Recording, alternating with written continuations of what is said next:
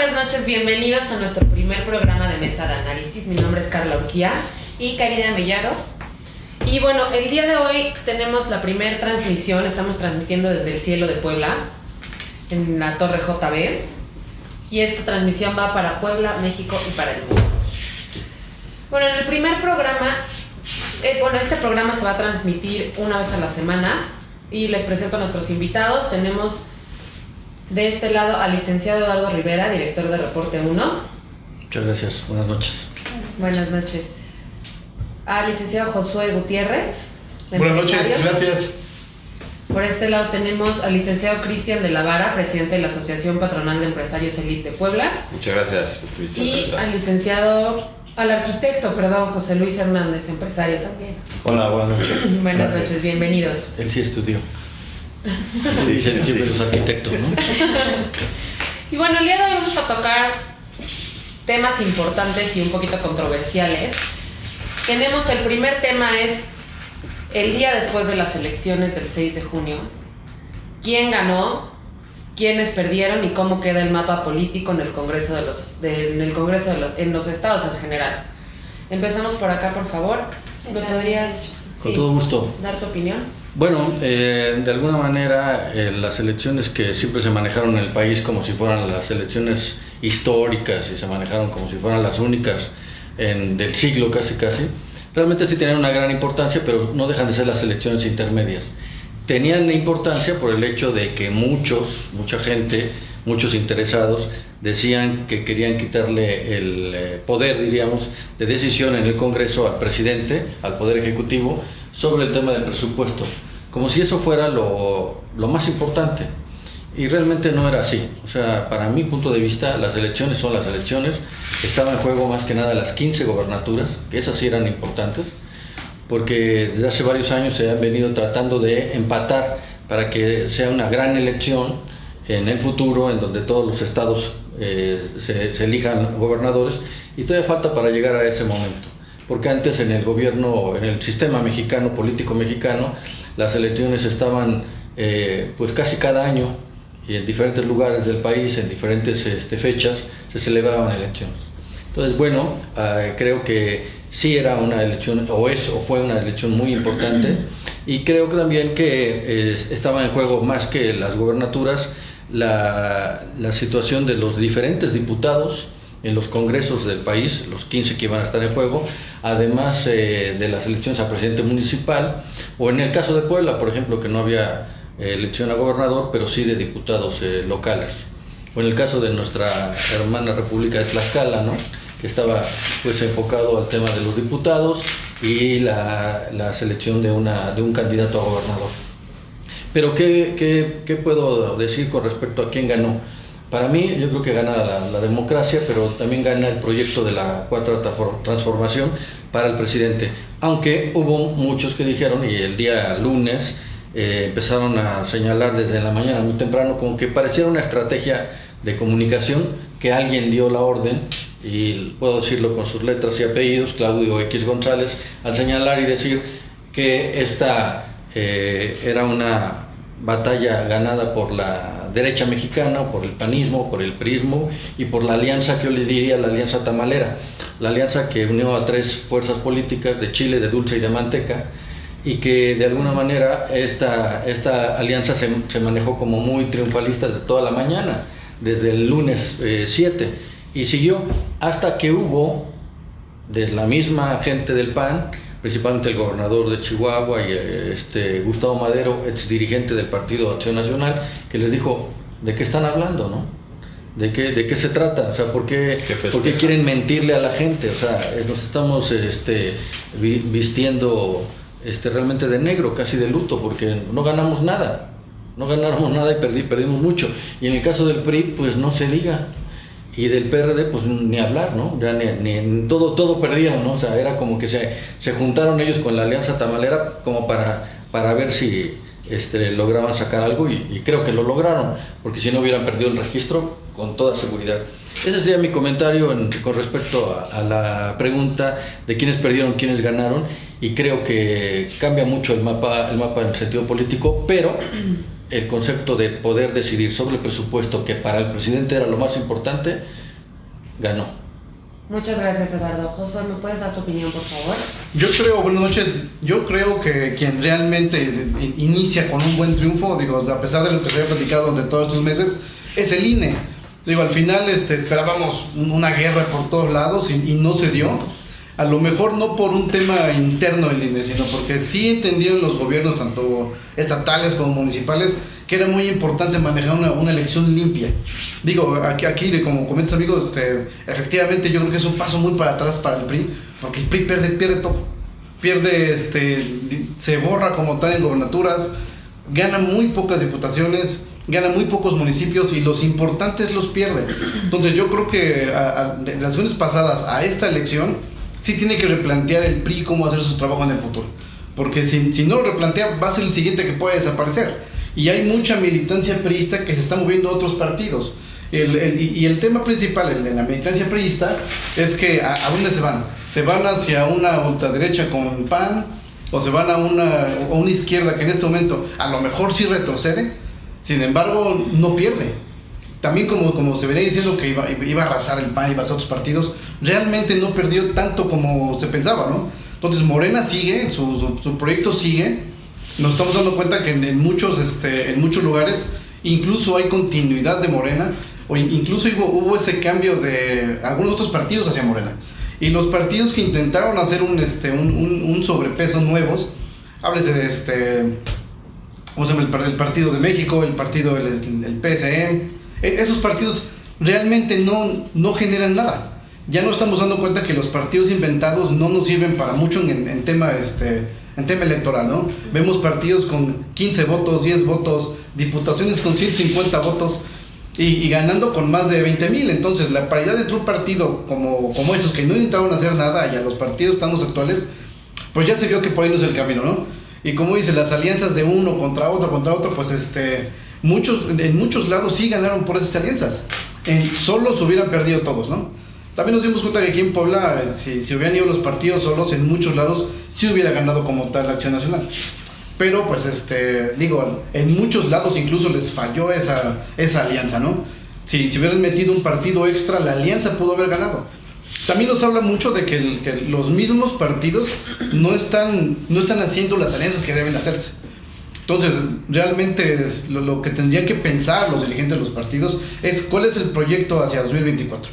Porque tienen 3 años para saber si lo que quieren es triunfar como un equipo y quitar a una fuerza política que en este momento es muy grande y que difícilmente se ve que en 2024 vayan a perder algo más. Porque si vienen aquí en Puebla, por ejemplo, pierden ciudades muy importantes, ganan las diputaciones. Realmente la fuerza de contrapeso se hizo, pero no local. A lo mejor sí, como dicen, el gobierno federal y los diputados federales ya no tienen esa mayoría absoluta, pero sí tienen la mayoría simple. Y esa va a continuar. Entonces, si las alianzas no se hacen como se deben de hacer para hacer un contrapeso, vamos a tener un 2018 pero 2024. Perfecto, muchas gracias, José. Cristian, ¿me podrías dar tu opinión, por favor? Claro que sí, Carlita. Ahora que estoy escuchando a mis compañeros y los conozco aquí al arquitecto, a Josué, empresarios, yo tengo una visión nacional. Al final del día estamos en 8 estados. Creo que, punto número 1, hay nuevos políticos. Eso yo creo que no lo hemos mencionado. No ganaron, pero nacieron nuevos políticos, empresarios que se hicieron políticos. Y puedo dar el ejemplo en Puebla, Bruno Taveira, Edgar Gitani. Que no les fue bien lamentablemente, pero que ya se ve la intención de la IP de entrar al mundo electoral y de buscar espacios. ¿Qué ganó? Pues sí, creo que ganó un poco la democracia. Bien dijiste, el INE, siento que es la primera vez que siento un poco de democracia, pero al final del día, ya viendo análisis y escuchando voces, siento que no hemos avanzado. En el 2018 hubo más votación, la gente salió a votar. Actualmente no salió igual la gente a votar, que eso es algo muy importante. Hubo una participación del 54%. Yo esperaba que por lo menos saliéramos igual que el 2018 a votar, a pesar de que esas elecciones fueron más grandes en cuanto a estados y municipios. Morena, digo, no tengo nada contra los colores, voy a hablar de los partidos como marcas. Morena sigue demostrando que sigue siendo una gran marca, nueva pero gran marca. Acción Nacional sí demuestra que borró al PRI. Realmente el gran perdedor de esas elecciones es el PRI, es el super perdedor porque perdió todas las gobernaturas, no ganó ninguna. Acción Nacional, donde no quiso ir en coalición con el PRI, perdieron. El caso de Campeche es un caso muy marcado, que si hubiesen ido en coalición lo ganaban. ¿Por qué creo que le importa más a Morena a los estados? Lo voy a decir abiertamente. Ahí está el presupuesto para el 2024. Las diputaciones federales, sí, Acción Nacional ganó muy pocas, la verdad, lo vemos porque en Puebla tú ves que ganó más Acción Nacional, pero a nivel nacional ganó más Morena. Entonces realmente a lo mejor no tiene un congreso absoluto, pero sí, si convence al PRI, como ya lo hizo anteriormente en 73 veces, que hizo que votaran sus iniciativas, pues va a tener la mayoría en el congreso, porque el Partido Verde, que sabemos que es parte de los aliados de 4T, lo único que va a pasar es que como sacó un mejor porcentaje, va a pedir más caro a su amor, decían los especialistas de Televisa, ¿no? Va a vender más caro a su amor. Y en el caso del Partido de Movimiento Ciudadano, a mí me tocó de verlo muy de cerca con Edgar Guitani, pues yo creo que sí tiene muchos ciudadanos que se volvieron políticos, empresarios, pero también sigue teniendo ese estigma de que dicen que es un satélite de Morena. Y digo, la verdad, el PRI gana porque 73 veces apoyó a Morena y MC 3, pero no sabemos en el futuro, yo creo que hay que vigilarlos. Ellos dos son la diferencia del 24. ¿Quién apoya a ellos dos? Perfecto, muchísimas gracias. Y bueno, por último, ¿me podrías dar tu opinión, por favor? Claro que sí. Gracias por la invitación. Gracias a ti por venir. Creo que estamos aquí entre amigos y es una plática muy interesante que yo considero que de entrada fue muy nuevo para todas estas elecciones. Veníamos de la pandemia, tiempos de campaña cortos, empresarios que quieren ser políticos, políticos quieren ser empresarios, ¿no? Nos encontramos con una incertidumbre, yo creo que desde el público general, desde las mismas gentes que querían salir a votar. Coincido con mis compañeros que esperábamos que fuera más libre y con más calidad el poder salir a emitir nuestro voto, pero desafortunadamente yo creo que hubo varios factores que no permitieron que se pudiera lograr un resultado mejor, ¿no? Desafortunadamente la marca Morena pues viene muy cimentada por todos los recursos que está aventando, por todos los apoyos, ¿no? Que ya sabemos, ¿no? A adultos mayores, a los ninis, al campo.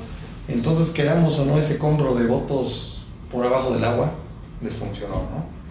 Sí era muy complicado el dar resultados o los partidos poder tener una estrategia de cómo podrían ganar votos, y yo creo que pues todos se quedaron a la mitad, ¿no? Fue mucho feeling en estas elecciones, y sí, desafortunadamente el ganador pues viene siendo la marca Morena, ¿no? Yo lo veo como la marca Morena, que ha venido trabajando, pues no es campaña de los 3 años, sino ha venido, quieras o no, de 12 años que vino haciendo campaña, y por eso lo logró. Por Andrés Manuel, ¿no? Claro, Andrés Manuel, que es nuestro famoso falso Mesías, y que hoy lo dijo en su mañanera, mofándose y burlándose, que a pesar de que me pegaron internacionalmente, Morena ganó 11 estados, ¿no? Entonces el ganador, pues sí, fue Morena.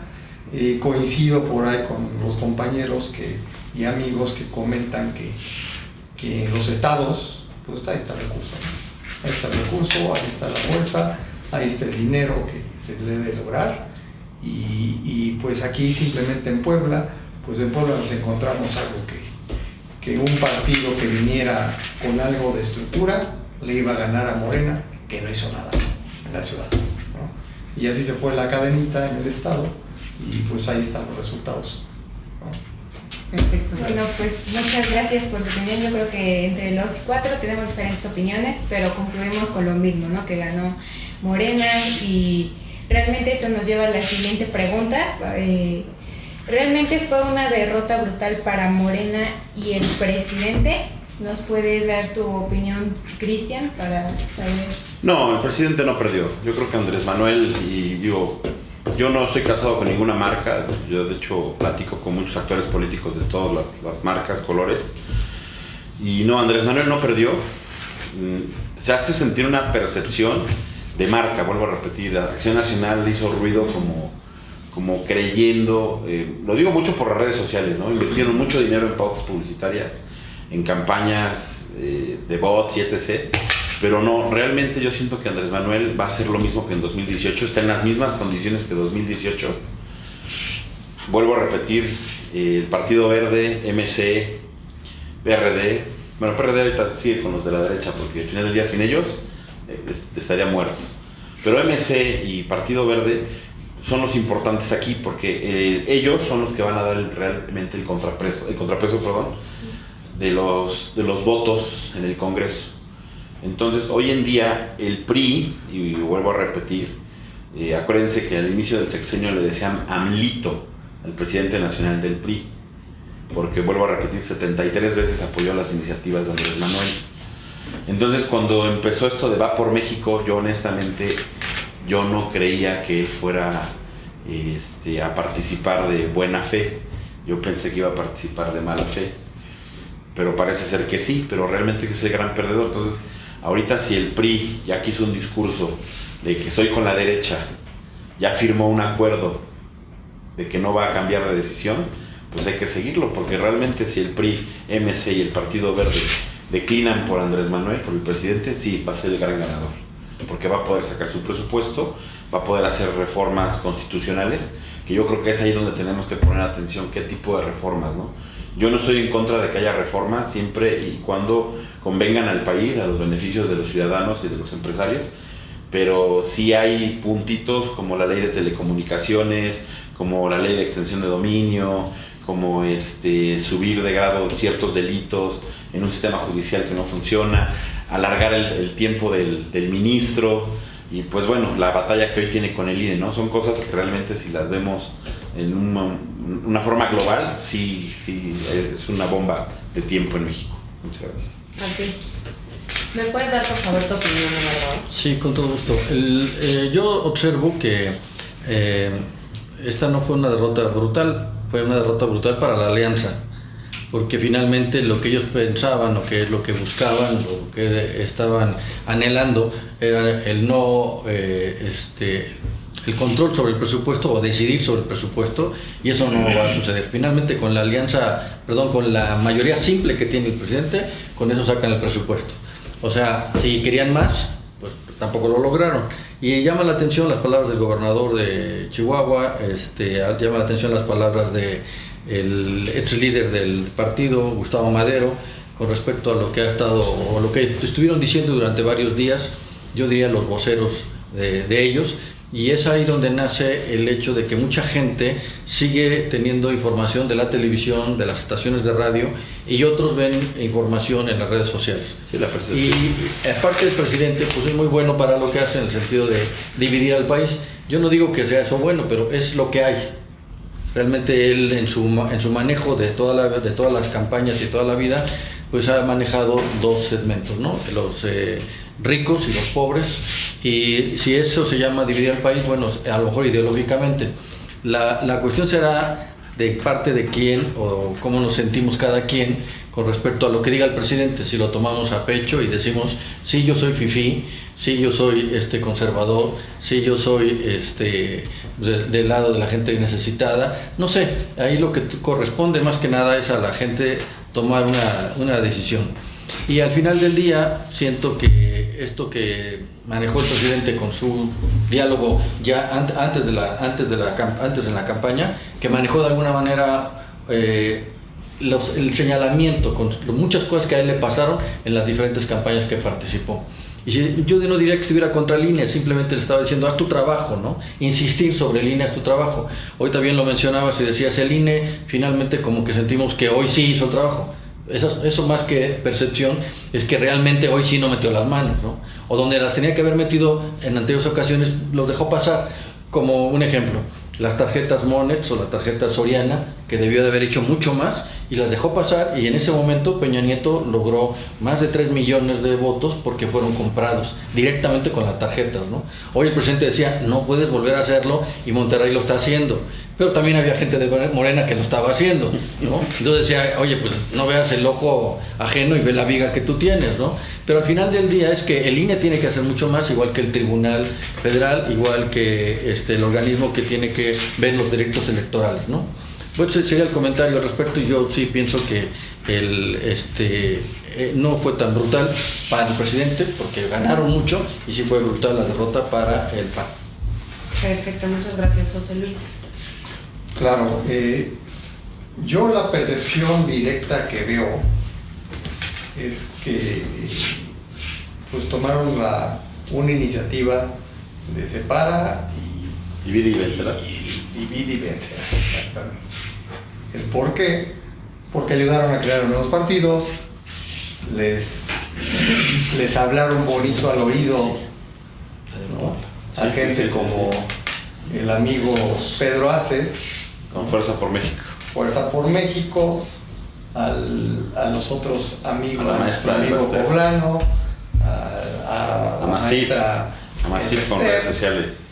Entonces yo creo que juntando ese tipo de caminos, pues claro que tiene que haber un desvío electoral o político, que queramos o no a la gente de igual manera pues la confundo, ¿no? Un ejemplo muy claro es nuestro amigo Eduardo Rivera, que aparecieron 2 Eduardo Riveras en un gran planilla caso. Aquí tenemos un y tercero. un tercero presente aquí. Entonces, quieras o no, la gente Sí, es un pues tema, ¿no? cae, ¿Qué estrategia estaban ¿no? buscando? Sí. cae. Venía mucho la posición de sale o no sale la foto en la planilla para ver si con ello podemos juntar el Solo pasó en Puebla esto. tema. No lo vi en otro lado. No, es que es Solo en increíble, Puebla. ¿no? Sí, fue en Puebla, y yo creo que es una estrategia que pues ahorita están peleando si se logra el 3%, que si van a pasar de panzazo, que si el voto por voto, ¿no? Y ahí sigue el estirón, pero es increíble de igual manera lo que comentaba aquí don Eduardo Rivera, el tema de que los puntos de vista o los criterios son diferentes, ¿no? Él hablaba, por ejemplo, cuando nuestro presidente, cuando él estaba del otro lado de la barrera, que salió el problema y pasó también un reportaje en la semana de lo que venía siendo de cuando fue el tema de, bueno, ahorita el tema de la línea 12, ¿no? Que ni ¿Le tan pegó? siquiera él fue y... Bueno, pues yo creo que sí le pegó a Morena, ¿no? Digo, Le pegó, ¿no? la verdad, el metro le pegó a Morena en Ciudad de México. Y que ha pasado de igual manera que hoy a 45 días, pues no hay un solo detenido. O sea, es increíble que ni una Ni se acuerdan. una persona No hay que justicia. la hayan consignado o que la hayan vetado, pero sí está de risa que a Videgaray lo echan 10 años, ¿no? Que está ahorita ya 10 años que no poder cumplir. Oye, tú que eres arquitecto, yo voy mucho a Ciudad de México. El puente de la entrada, digo, todos hemos agarrado ese gran Claro. puente. ¿Qué opinas? Digo, ahora ya le están dando mantenimiento, ¿no? Pues mira, todas esas vías de comunicación e infraestructura están calculadas para 50 años, 60 años, 70 años, depende del lugar. Pero para que logren ese fin, necesitan mantenimiento. Y mantenimiento anual.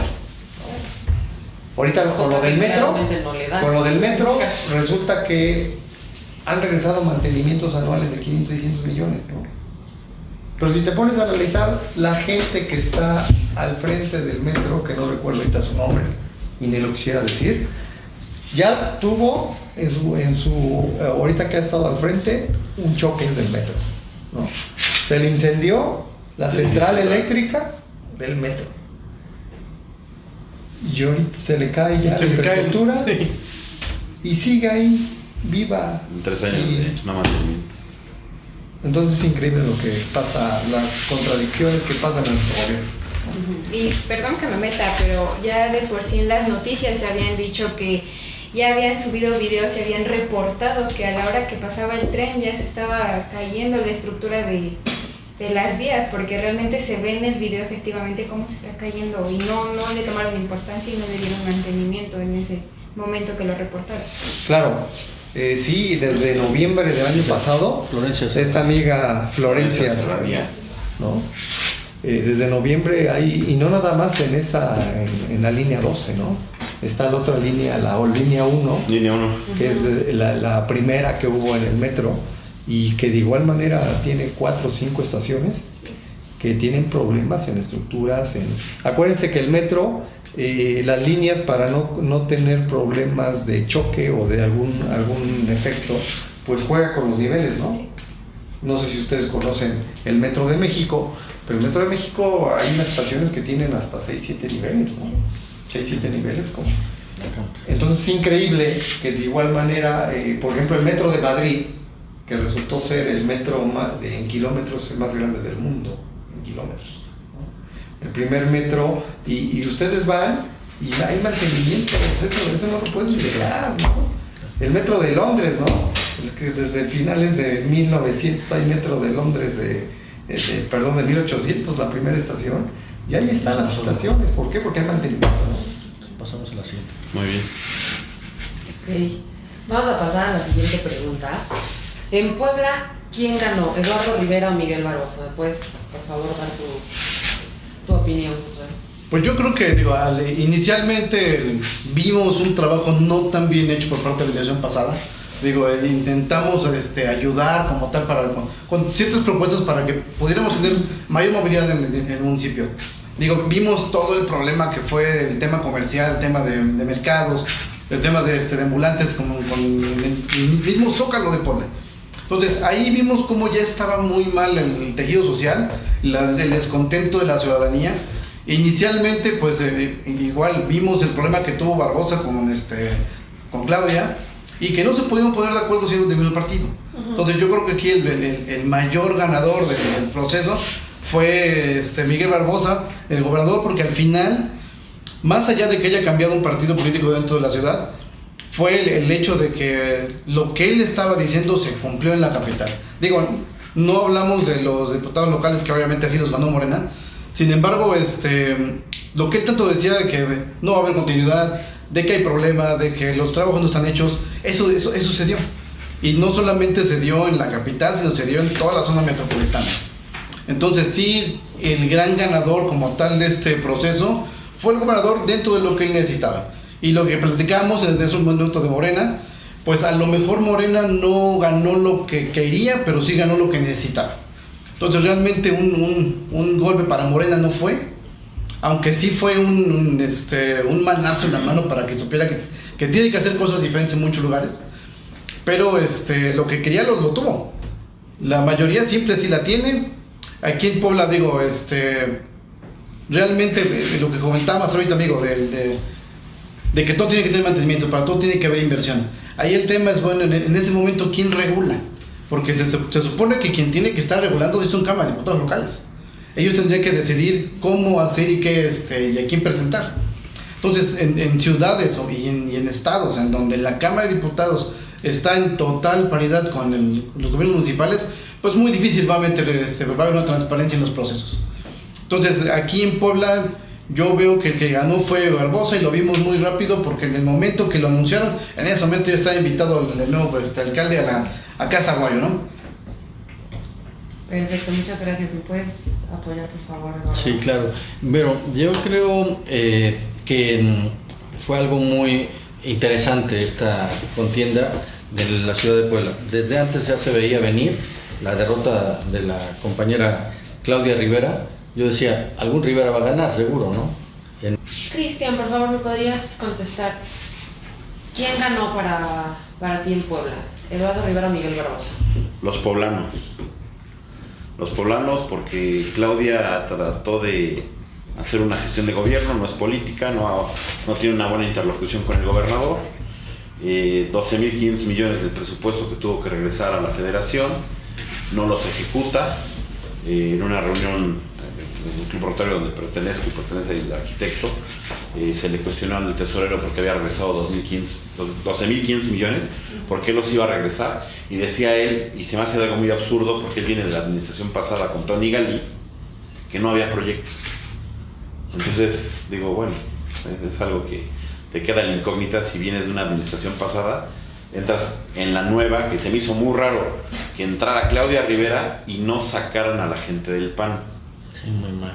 Esta pelea fue Tony Gali contra Eduardo Rivera. Sí, totalmente. Hay que decirlo con sus palabras, ¿no? ¿Quién ganó? Los poblanos. Eduardo Rivera, digo, al final del día es poblano, sí es de las fuerzas del PAN, así que reconocerlo, porque también yo hablo con muchos panistas. Él es de las fuerzas del PAN, por eso hay que reconocer que lo que es Edmundo Tlategui y Eduardo Rivera vienen de la fuerza del PAN. Entonces merecen estar ahí, ¿no? ¿Y quién ganó? Pues digo, los poblanos, porque al final del día Claudia hizo la mejor gestión para perder un municipio. Si quieres ver cómo lo puedes hacer mal, y se lo digo a los presidentes municipales, si quieres saber cómo hacerlo mal, pues ve la gestión de Claudia Rivera. Yo creo que ya en su casa no tiene miedo, ya se le acabó el miedo, porque ya va a haber alguien que sí ponga orden. El gobernador va a poder poner a su representante de la policía, porque hay que decirlo, en Puebla necesitamos orden en la policía. Sí necesitamos que el gobierno estatal y municipal estén de la mano. Necesitamos regresar, no sé si recuerdan en las épocas de Mario Marín, la policía que podía tener jurisdicción, la metropolitana. Necesitamos otra vez regresar a una policía metropolitana que pueda entrar a San Andrés, a Puebla, a San Pedro. Hoy en día hay muchos problemas, los arrancones que se hacen en la vía Tixcayo, que la policía estatal no ha podido acabarlos. Pues necesitan una policía metropolitana, porque entonces si te vas de San Andrés, entraste a Santa Clara o Coyucan, pues si te viene persiguiendo una metropolitana, claro que pueden ir por él, ¿no? Entonces, pues los poblanos ganaron. Perfecto, muchas gracias. Bueno, con ese sentido, ¿con quién crees que va a gobernar Lalo Rivera? José Luis. Bueno, yo considero que Lalo tiene que ser muy inteligente en realmente tener apertura con mismos empresarios, con gente que tenga experiencia en gobierno. Hemos visto que ahorita su primer planilla que sacó preliminar, pues viene mucha gente, creo que sí de primera instancia lo quiere hacer las cosas bien, se ve muy equilibrado y creo que viene mucha gente que conoce y quiere trabajar, ¿no? Yo considero que uno de los errores de los políticos es siempre su ego. El ego del político es el que los entierra.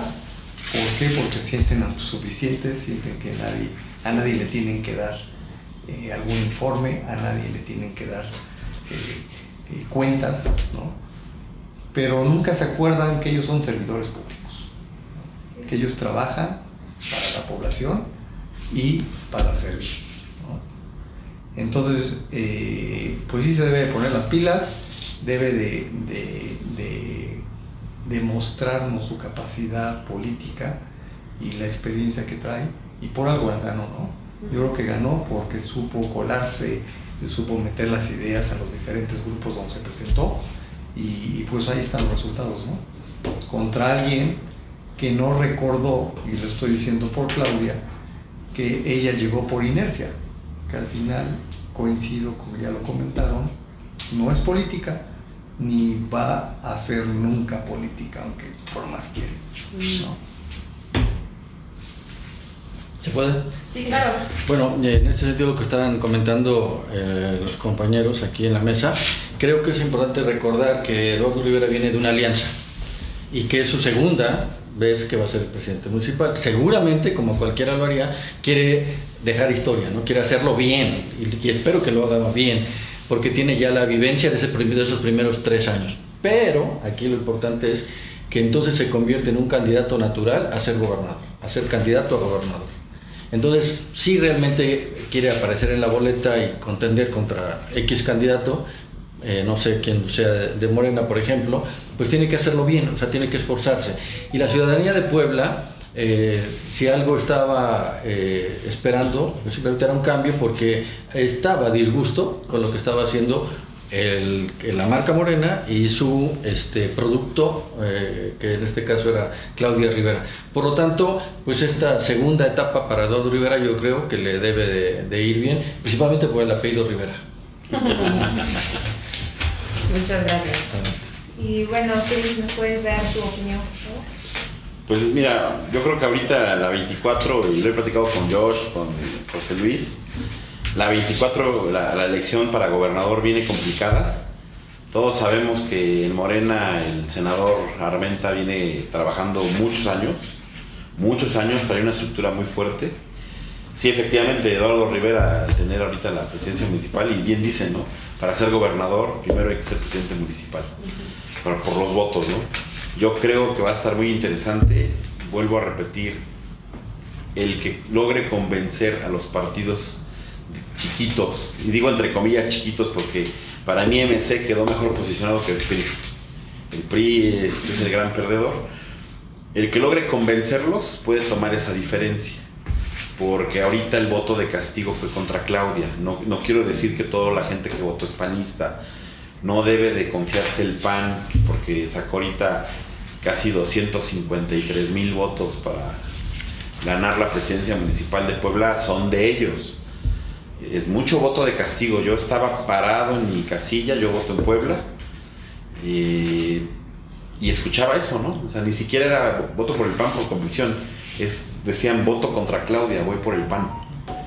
Entonces fue voto de castigo, lo que en su tiempo le pasó a Morena hacia el PRI, ¿no? El voto de castigo del PRI lo llevaba Morena. Entonces ahora el voto de castigo de Claudia se lo llevó Eduardo. Entonces en la 24 va a cambiar todo eso, es un parámetro muy importante, y yo creo que pues tienen que trabajar, como dice el arquitecto. Si Eduardo quiere ser gobernador, tiene que abrir la chequera, tiene que abrir obra pública, tiene que incentivar a la IP, porque nosotros estamos esperando desde hace mucho tiempo que se reactive la economía y que se abra el gobierno estatal y municipal a dar obras y contratos. Sí, claro, al final, los gobiernos deben trabajar ya con iniciativa, con los proyectos que vienen como tal de ciudadanía. A lo mejor sí fue un voto de castigo muy grande, 30% de la elección aquí en la capital, pero realmente quienes hicieron ese cambio fueron distintos sectores de la sociedad. Entonces debe trabajar con esos sectores de la sociedad que ya vio, ya se dio cuenta que le pueden dar el sí o el no en una elección, ¿no?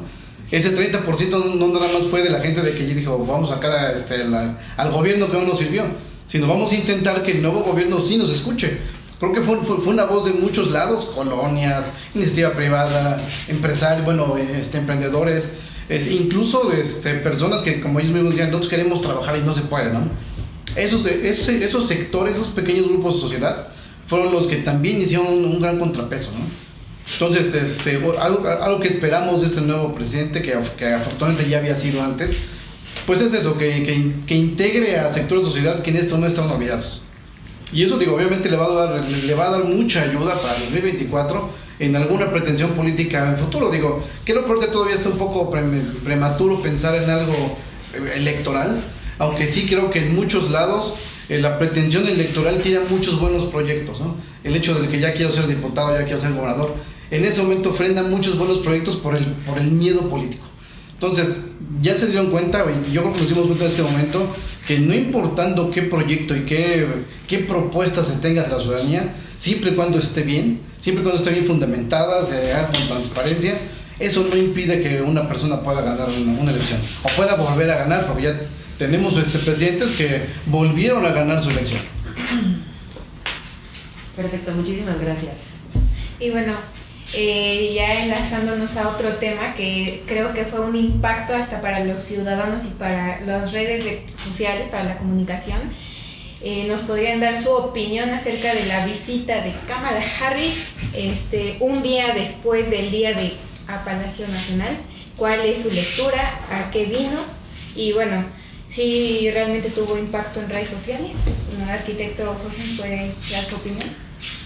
Bueno, ya estaba platicado que creo que desde una semana antes de las elecciones ya estaban aquí los del FBI viendo cuál iba a ser su agenda y hacia dónde se iba a mover nuestra amiga, la vicepresidenta de los Estados Unidos. Yo creo que sí vino a poner un orden o hacer presencia en el sentido de que pues nadie sabía qué iba a pasar después, 2 días o el lunes, por los resultados de estas elecciones, ¿no? Yo considero que los americanos, nuestros vecinos, pensaban que iban a estar más feas las cosas después de las elecciones, ¿no? En el sentido de un desorden social, trampa, lo que están acostumbrados fraude, de los mexicanos, ¿no? Cuando están allá en Estados Unidos, que son los que entran al súper y ya se robaron el chocolate, y que ya se robaron el juguete y la ropa, ¿no? Entonces yo creo que venía con ese plan, se encontró con una democracia más ordenada, se encontró con un panorama más certero y que pues nadie esperaba. Yo creo que ni el mismo presidente de la República esperaba ello, y pues al parecer, por lo menos ante el mundo, dimos otra cara. Perfecto, muchas gracias. ¿Me puedes dar por favor tu opinión, redactor? Sí, con todo gusto. Bueno, es importante señalarle a nuestro auditorio que nos estén escuchando que se le ve a Kamala Harris como la candidata natural a la presidencia de Estados Unidos, porque Joe Biden sobre su tema de la edad, y yo creo que es un presidente por 4 años, no le veo una reelección a él, y me parece muy interesante que ella haya visitado por cuestiones de migración, por cuestiones de seguridad nacional a México. Sí hace ruido el hecho de que nos visite un día después de las elecciones, por supuesto, y me hace también ruido la manera tan grosera en que algunos medios y algunas gentes hablaron del presidente, dedicándole más tiempo hacia sus zapatos y hacia su ropa y a cómo se comportó. En fin, son muchas cosas que se manejan en el país hoy, como justamente está tan politizado, tan polarizado. Y bueno, regresando a la pregunta que nos hacen sobre lo que es la visita de la ex fiscal general de California, y que es una gran promotora sobre los derechos humanos, está siempre a favor de las mujeres, a favor de las clases más necesitadas.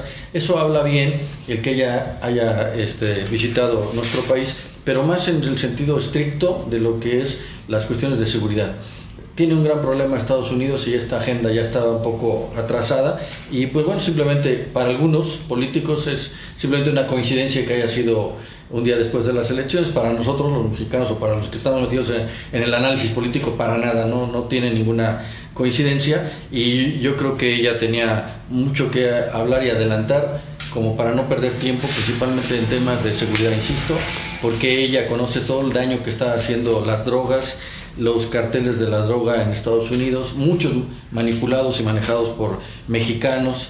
Hay problemas muy serios en cuanto a la seguridad y a la cuestión de las drogas, y uno de ellos es el fentanilo, el daño que está haciendo, y la insistencia de ella en que haya más seguridad en los puertos mexicanos, parte de la agenda de la vicepresidenta de Estados Unidos. Muchas gracias. Josué, ¿tú a qué crees que vino? Bueno, ya sabemos que Kamala Harris, desde que fue parte del equipo de Joe Biden, le añadió muchísimo de lo que le faltaba. Realmente Joe Biden pone base en mucho trabajo que ya trae ella. Muchos dicen que gana Joe Biden por lo que hizo Kamala Harris, ¿no? Entonces realmente que venga al país un día después, como dice el amigo, no es coincidencia. Obviamente sí traía una agenda a trabajar con gobierno federal. Y no solamente como dicen, porque sí coincido mucho con la gente que comenta acerca de que se habla mucho del norte y muy poco del sur, porque realmente el problema principal del país en donde se tendría que estar atacando sería en la parte sur del país, en esas fronteras que están muy olvidadas, que realmente el problema no es mexicano. Sin embargo, pues obviamente somos el cruce natural hacia Estados Unidos, y es en donde se tendría que estar trabajando. Además del tema de seguridad, es el tema de revisar quién está haciendo un buen trabajo hacia abajo de América Latina. Porque si en este momento tuvimos un problema durante mucho tiempo con caravanas de personas migrantes, Y como dice ella, al final muchas ONGs están ayudando para que crucen y no tienen ningún registro ni ninguna base sustentable del por qué están ayudando. Desde luego tenemos que apoyar a la gente que viene porque en su país no puede vivir, pero sí tiene que ser de forma ordenada, sí tiene que ser de forma que no le afecte en temas de seguridad ni a México ni a Estados Unidos, porque al final todos somos socios amigos, ¿no? Entonces, el que haya venido un día después de las elecciones va más en que, bueno, así lo considero yo. Lo considero yo que fue pues confiamos en México, estamos seguros de que no iba a pasar algún tema extraordinario, por eso digo, cayó en el centro del país en esos momentos. ¿Por qué? Porque vemos que en la Ciudad de México, bueno, todo lo que fue elección, el partido del poder perdió mucha área. Y muchos esperaban un problema mayor del que hubo, ¿no? Entonces, el hecho de que ella se haya atrevido a venir al país un día después de que el partido en el poder haya perdido tanto, pues habla bien tanto de la confianza que tiene ella hacia México, como del trabajo de todos los involucrados, del presidente del país, del INE, de los gobiernos locales que ya se sabían perdidos. Entonces, nos habla de que sí tenemos un aliado dentro de 4 años y que tenemos que trabajar en esa alianza, no solamente en la frontera norte, sino en la frontera sur. Cris, ¿nos puedes dar tu opinión, por favor? Yo creo que vino, dicen muchos a darle un zape al presidente, no. También. No, yo creo que Aprovechó, ¿no? Porque sí le quiso dar 10. después de Kabbalah. No, yo creo que vino por 2 temas importantes. Uno es la migración. Yo coincido que la migración es un tema delicado que afecta a todos los países. Digo, somos un país abierto. México también ha recibido a muchos ciudadanos del mundo en diferentes etapas de la historia. Pero yo creo que sí tenemos que controlar la migración, tenemos que unir a América, Asia se está uniendo, América no, para controlar esa migración, que generen fuentes de empleo donde están. Pero también creo que vino por la parte más importante, que es el outsourcing, el tema laboral. Todos sabemos que Joe Biden sí va a seguir con la pelea con los asiáticos, no tan frontal como Trump, pero sí se están peleando con ellos porque los asiáticos, en este caso China, Rusia, India, están amenazando con salirse del dólar. Y ese es un tema muy delicado a nivel global. Entonces México es un gran aliado para Estados Unidos. Yo espero que nos dejen de ver como el socio incómodo o el vecino incómodo. Espero que nos vean como un aliado, que México tiene o permea mucha información positiva hacia América. Somos un estandarte para los americanos por cuestiones de cultura, por cuestiones de televisión. No olvidemos al Chavo del 8, sigue siendo el ídolo de muchos. Entonces yo creo que el outsourcing se tiene que regular, tiene que haber una reforma laboral. Yo que he podido leer la reforma anterior, fue una reforma que llamaban educativa, no es cierto, fue laboral. ¿Qué veo yo? ¿O qué vemos la iniciativa privada? Sí tiene que haber una reforma, el outsourcing no puede desaparecer, no todos son malos, ni todos se dedican a cosas malas. Hay empresas que lo necesitan, las transnacionales necesitan el outsourcing, porque es la forma más sana de poder entrar, para competir, pero también para que no hagan desvíos de impuestos, claro, ¿no?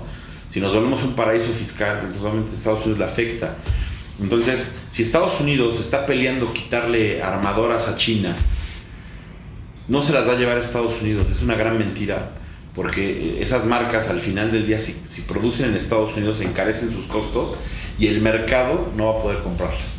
Entonces las tienen que fabricar mayor parte en México. El Tratado de Libre Comercio nos permite que entre México, Canadá, Estados Unidos podamos hacer esa sinergia de unir las piezas y bajar costos y quitarnos aranceles.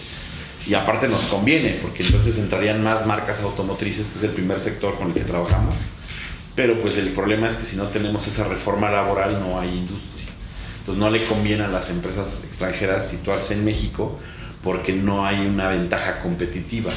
Digo, sí está bien que suba el salario, sí está bien que el presidente haya hecho esa subida de salario que nunca había pasado, pero yo voy a decir abiertamente, en la ley el salario está subsidiado, el salario mínimo. Pues hay que mover esa barrera, hay que subsidiarlo más arriba. Subsidiando más arriba el salario, vas a quitar a esas empresas simuladoras de outsourcing. Muchísimas gracias. Pues bueno, Les agradezco a todos el haber venido este día. Muchas gracias. Por favor, Carlita. nos vemos el próximo viernes en el segundo programa de la serie. Muchísimas gracias por sintonizar a Polaca Poblana nuevamente. Que tengan una excelente noche. Muchas gracias. Muchas a todos. gracias. Muchas gracias. Gracias. Hasta luego.